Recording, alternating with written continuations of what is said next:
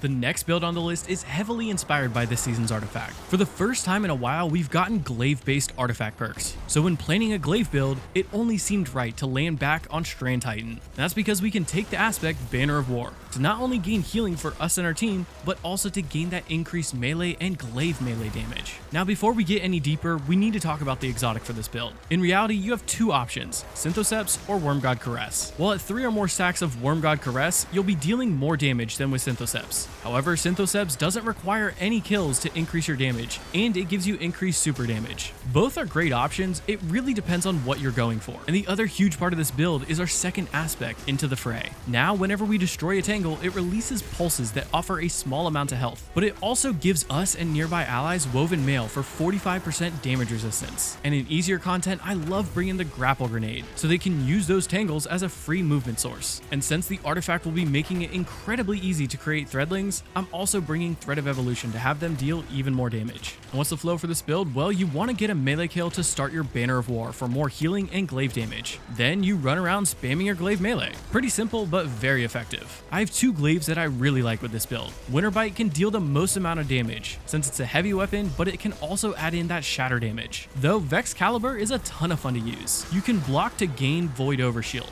Then Glaive melees will deal more damage, and kills will instantly reproc your Void Overshield. And using a special ammo Glaive allows you the room to bring a strong heavy weapon, or a weapon that can deal precision damage, so you can deal damage at range if you need to. And for that artifact, there are 2 main perks that we want to bring. No Bell allows you to block damage with a Glaive shield to gain 85% increased Glaive melee damage, and it'll make it so that special ammo Glaive melee kills will refund ammo. You also want to bring Hold the Line, so that you gain 55 health whenever you get Glaive melee kills while you're surrounded. I also then love to bring Unraveling Orbs and Horde Shuttle paired with a Strand weapon. That way I can pick up an orb or a tangle and get Unraveling rounds. Then dealing damage to an unraveled target will create Threadlings for more overall damage. And I haven't been a huge fan of Glaive builds in the past, but this build is definitely making me see them in a new light, though you still have to watch out for those exploding enemies.